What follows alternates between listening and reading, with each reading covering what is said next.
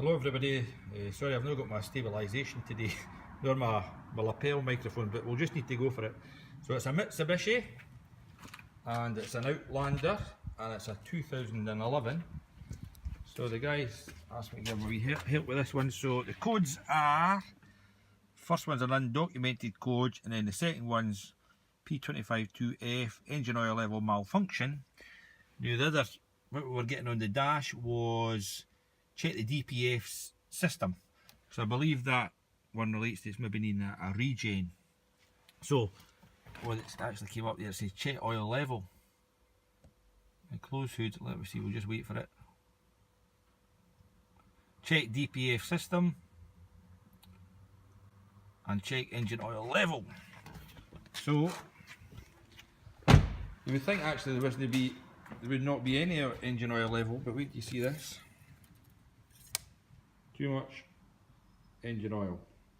So it needs an oil and filter change first of all, and then it needs a DPF regeneration, I would say. So that was a quick one. Cheers. Was on, so it was needing a regen. So we done a regen on it, had to use that DPF doctor stuff. So once we'd done that, we checked the scan tool, the regen had finished, and it was quite good actually on the little hotel unit. It gave you a countdown how long it would take the regen to be done, and that was fine. The exhaust was unblocked because it was pretty bad actually. So we were left with a problem. We could not get rid of this oil level light on the instrument panel here. It appeared in the middle. So oh boy, we were racking our brains. We were left with one code, I'll put that in, and we couldn't shift that, and we couldn't get rid of the oil level. It said check oil level. So I'll show you how I done it. I'll just talk you through this. Escape. So I was on the little hotel tool, put it there. So you had to go into special functions, you had to go into initialization, and you had to go into engine oil exchange service, right? So up here, before I'd done this, it had engine oil level calculated. It had 1550 cc's, right? So when I was in the data, it showed exactly the same. So I'm not sure actually if this has got an oil level sensor on it, or it's just implied. I'm sure I done a Ford Mondeo, it was exactly the same. There wasn't any oil level sensor, it was just implied. So what I had to do was go and hit initialization, and it took that figure from 1550 and made it 0. And when I done that, the oil light disappeared from the dashboard. I couldn't get rid of that light even when you done the oil reset using, let's see, sorry about the light here this morning, using this information button here. That wouldn't shift it, nothing would shift it. So it'll be interesting to see actually if the code has now disappeared. We'll escape out of that, read codes. It was in through the engine. So there it was, it said active, too high. So we'll escape, let's see if this should hopefully disappear now. Ignition on.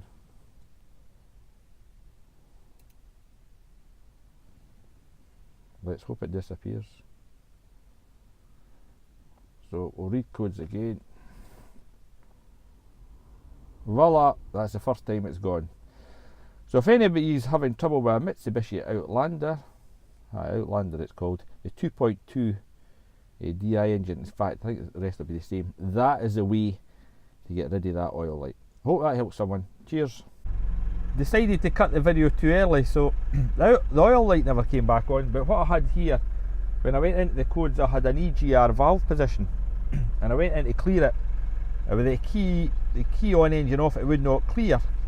So in this Mitsubishi, I had to have the engine running before the code would actually clear. So let me see, it's not come back at the moment, so that's fine. So I went into live data. Oh, this is some machine. So there we go. So it seems to be good at the moment. There you go, EGR valve position, EGR valve target position. So we'll give it a rev. Oh no, it's not. Did you hear that stutter there now? That EGR valve is sticking. There, it's opening again. So this thing needs an EGR valve. I'll let you see, I think, where it resides. I think it is down underneath there, and that seems to be the vacuum. That seems to be the vacuum bit for it there, I think so. I've not got any other information on this engine, but the EGR valve is sticking. Oof. So there you can see that code that's came back, P2413 EGR system. I think you can hear it when I rev it. Oh, it's okay now. In fact, I think it's just, I think since it generated the code, it's kept it closed. So it's been sticking. That's actually better, but we know that the light's got to come back on. Let's see, we can go into live data and check that out, see if it is remain closed.